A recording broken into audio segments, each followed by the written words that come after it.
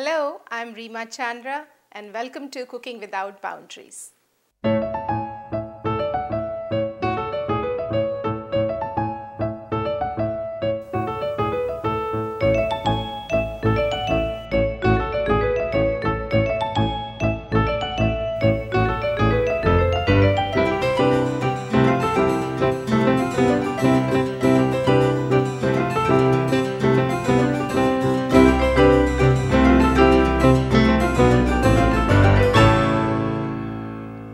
I'm Reema. Welcome to Cooking Without Boundaries.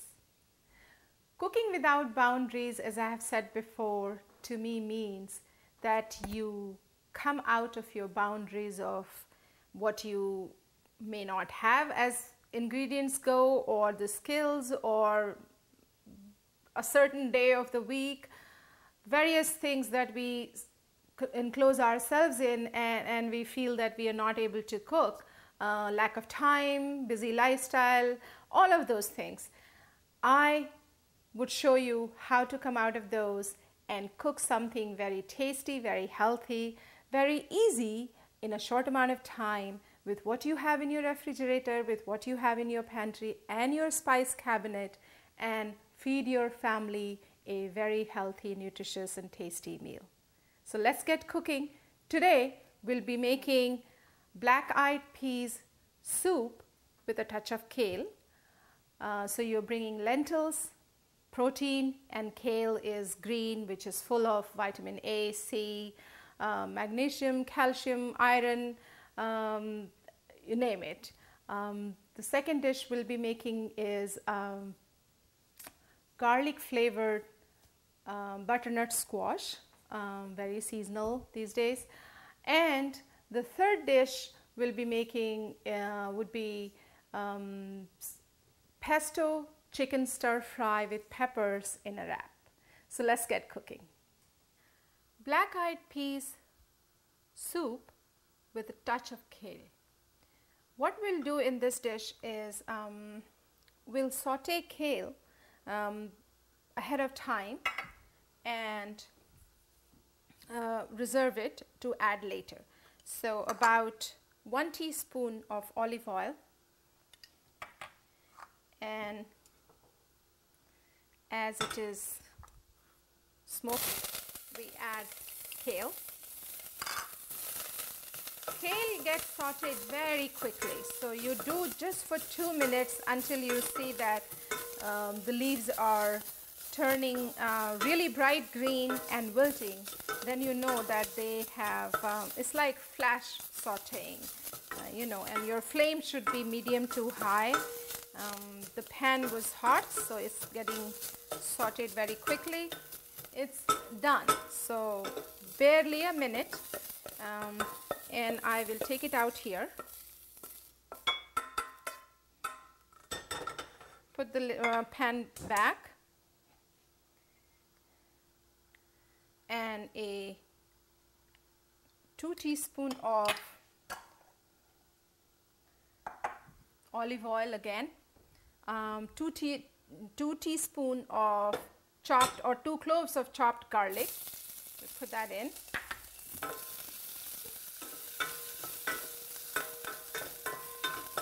Once that is sauteed, we do half a teaspoon of ginger, chopped ginger, and then we do a cup of chopped onion. We saute the three together for about 3 to 4 minutes. At this point we should lower our flame. So it's been about 2 minutes. Onion has caramelized, and I'm going to add about half a cup of chopped tomatoes.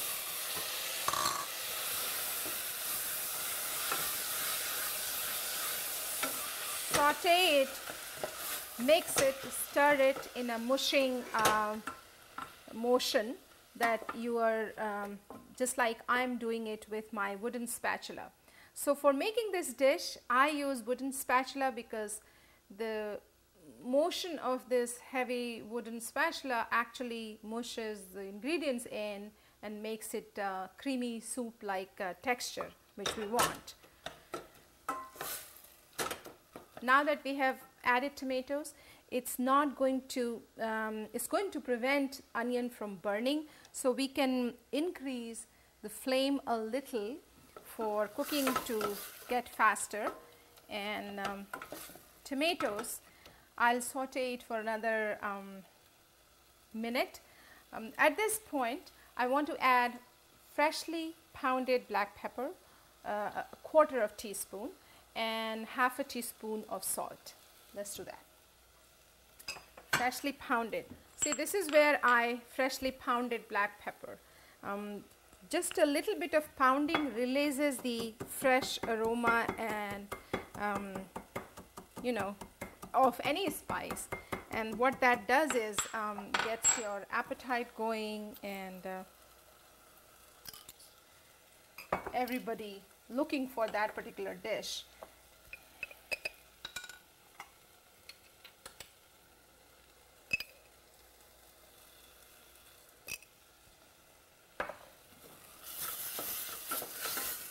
This is what it looks.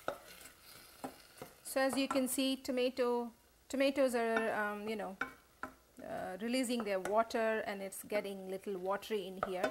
Another 30 seconds of sauteing on this flame, and we add black-eyed peas to the pot.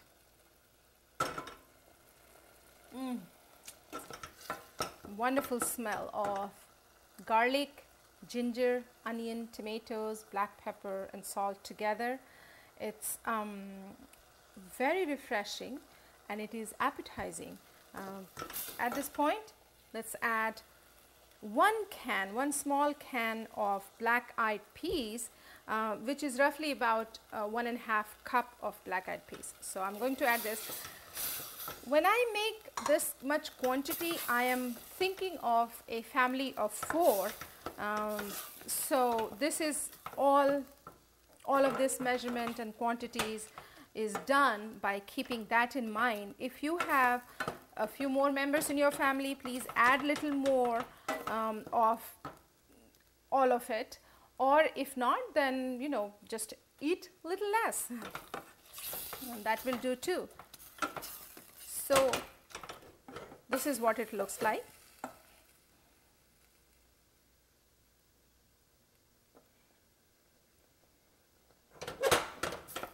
Now I'm going to mush it while I'm stirring it lightly. Don't mush it like you're making mashed potatoes, but just slightly, so that it all becomes mixed together well. At this point, let's add 2 cups of hot water.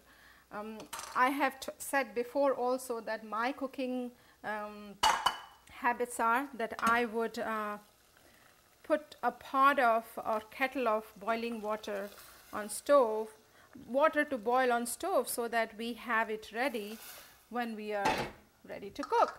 It doesn't take much, just to remember that we need to do that. And oftentimes you will need some little bit of that hot water, or maybe all of it. So we will let it simmer for 5 minutes on this flame with a lid on top, and we'll come back, check it, simmer it on lower flame. We'll come back, check it, and at that point we'll add the sauteed kale and serve it to our family. As you can see, the soup is ready for us to mix kale in it, and then serve it in a serving dish. So let's do that. Here is our sauteed kale that we had done it earlier, and you can see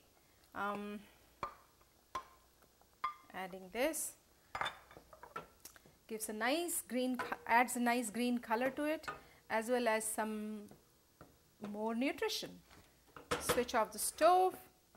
Let's hold the pot and pour soup out in a serving dish.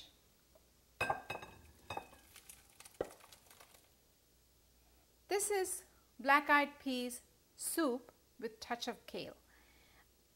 Nutritious, healthy, quick, and tasty. Our next dish is sliced garlic flavored butternut squash. Very seasonal, and I'm sure you all must have, most of you must have it in your refrigerator. So let's get started with that. 2 teaspoons of cooking oil. Spread it in the pan. This is a flat, wide mouth frying or sauteing kind of pan, so you have a space to work there. And these are the slices of butternut squash. So this is what we are going to use, and we'll fit as many as we can. But to do that, before we do that, we have 1.5 teaspoons of garlic paste. Where's my spatula? Let's get the spatula from here. How about we do something with flat spatula like this? Spread garlic around. You see how for making this dish I'm wearing an apron? A friend of mine from Minnesota brought it especially for me to wear it on the show, so that she was worried that my clothes will get dirty. And thanks to her, but here we are putting slices of butternut squash in the pan. Can we put one more? Maybe not. We should not try to crowd it, because when we go to turn it over, they can break, and our objective is for them to not break. So let's set the stove at low and cover with a lid. We will let it cook for about 2 minutes, and at that point we'll come back, turn over, add other ingredients, and let it cook. It's a very quick dish and a yummy dish. So let's check it back in 2 minutes. They look very good on one side. They have caramelized a little, and we will turn them over as best as we can without breaking them. And smells very good. The smell of fresh garlic is something that is so appetizing. You know, when you enter a restaurant, an Italian restaurant, and you have fresh garlic smelling, that makes you say, ooh, smells nice. So other ingredients are 1/4 teaspoon of freshly pounded black pepper, just to add a little spice to it. So that was 1/4 teaspoon. 1/4 teaspoon of salt, sprinkle on top, okay, without touching them, and 1 teaspoon of honey. Let's do this. Just drizzle over all the slices, make sure each slice gets it. Honey adds a little bit of, it balances the heat and the saltiness of this dish, and doesn't make it too sugary, or it keeps the nutrition in, does not add anything junky to it. So I'll place the lid back, let it cook the other side now for 2 more minutes, and at that point we'll check the softness of slices. If it is done, we'll be ready to eat it. It's been a little over 2 minutes, and our slices of butternut squash flavored with garlic look ready. But let's try to go through them with this spatula, which is not a metal one, and it easily went through. So that means the slices are cooked. I'll switch off the stove at this point, and they are ready to be served. Look how beautiful they look. They look almost like they were grilled, but they were not. And you just, place them. Another key to getting your family to get attracted towards what you're cooking is how you present it. And that's actually half the battle most of the time. Kids particularly enjoy the idea of looking something nice, and they will, they will go for, they get curious and they go for it. So I have enough space in my pan to put all of them here. And if you have more slices, you could probably cook some more and get it going. This is what it should look like: garlic flavored sliced butternut squash. They are plentiful these days in supermarkets and very easy to get. And enjoy your butternut squash. Our next dish is a wrap with stir-fried chicken with pesto and peppers. So let's get started with that. For that, we are going to add actually to a hot pan. This is just a saute pan, and you can use, if you don't have a sauteing pan, you can use a stir-fry pan or a wok. Anything will do. Whatever you feel comfortable with making a stir-fry. Right now, that's what we are doing. So let's add about 2 teaspoons of cooking oil. Oops, sorry, that was a little bit of I have chopped up or sliced up 2 cloves of garlic. So we are going to add that. Let's spread the oil. This thing, by the way, is not hot, so that helps me to hold it with my hands. Please don't try that at your house, bare hands, if your pan gets hot. So let's do that.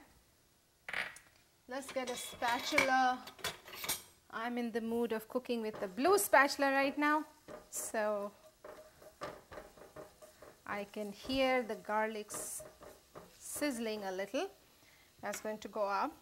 Once garlic turns into slight brown color, we will add chicken.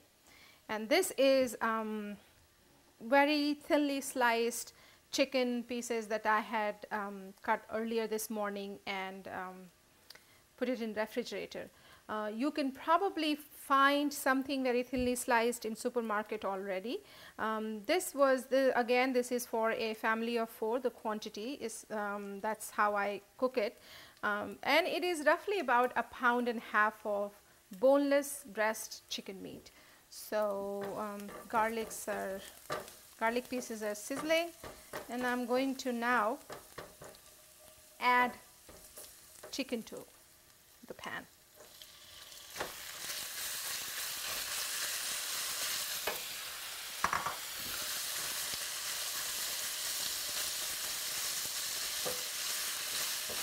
Try to spread it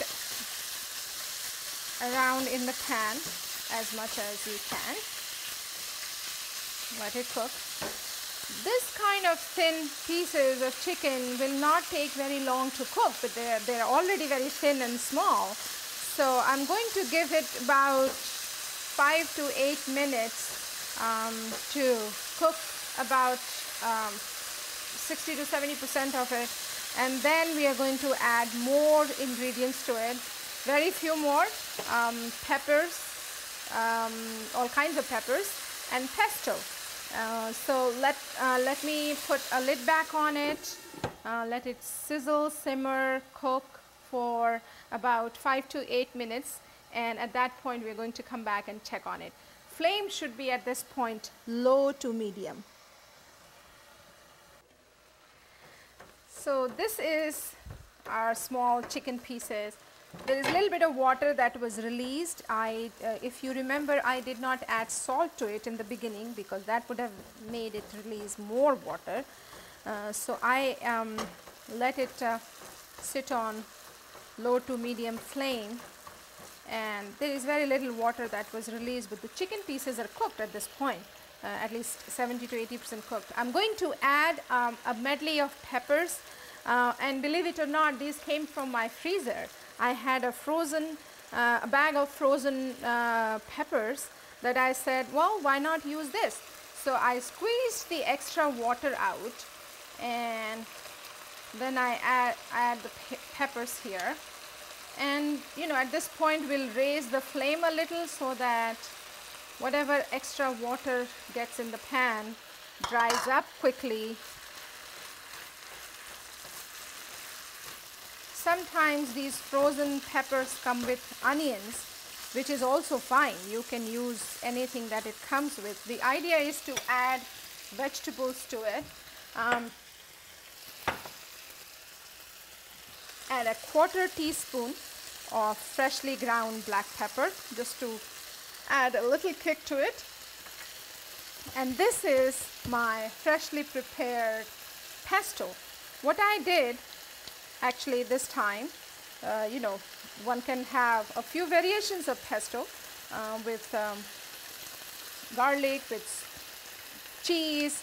This one has olive oil, basil, and pine nuts pounded together. And because I had added garlic here in the beginning, I didn't want to add garlic here, so I'm going to add 2 teaspoons of pesto here.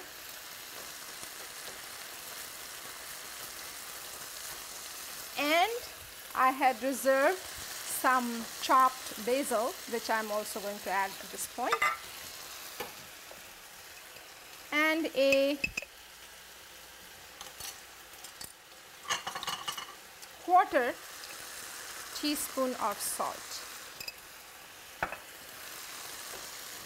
Raise the flame to high and stir it together quickly so that it all mixes well together. And while you're stirring together, make sure you have this motion with your hand so that it is mixing well. See how any little bit of water that was there has dried up, and you do want a little bit of moisture in it so that it does not feel dry when people are eating it. And the other 30% that was to be cooked for chicken is already cooked. It's at this point 90% cooked. We are going to switch off the stove, and in the heat of food, the pan and all of it together is making sure that another 10% is getting cooked by the time you're filling up in a wrap. So we're done with making stir-fried chicken with pesto and pepper. Let's wrap it up in a wrap, a whole wheat tortilla, and then we will give it a taste along with our other 2 dishes. So let's make the wrap. Here is a whole wheat tortilla that I picked up at supermarket. Very simple, nothing fancy about it. What I did do is whatever leftover pesto was there in the pounder, I just put that on the wrap. If you do have it, do it. If you don't, that's fine too. And then take, good amount of stir-fried chicken with pesto and pepper. Put it in the wrap here. Center it. Do these 2 sides. Do one fold this way and do the other fold this way and put it down like this. This is your wrap. This is a wrap with chicken stir-fried with pesto and peppers. This is the dinner plate that I'm going to serve to my family today. Black-eyed pea soup with touch of kale, garlic flavored butternut squash, and a wrap with chicken stir fry with pesto and pepper. All of it sounds very delicious, very nutritious, and you saw how easy it was to make, and it was made with most regular ingredients that you will have in your refrigerator, in your freezer, in your pantry. Nothing exquisite ingredient or nothing extraordinary supermarket trips.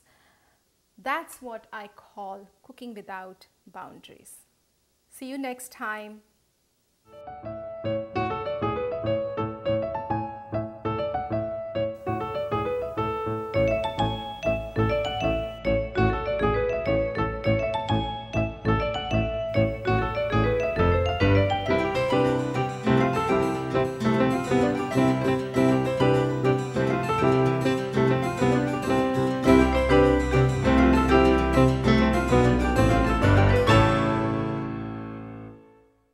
Reema again.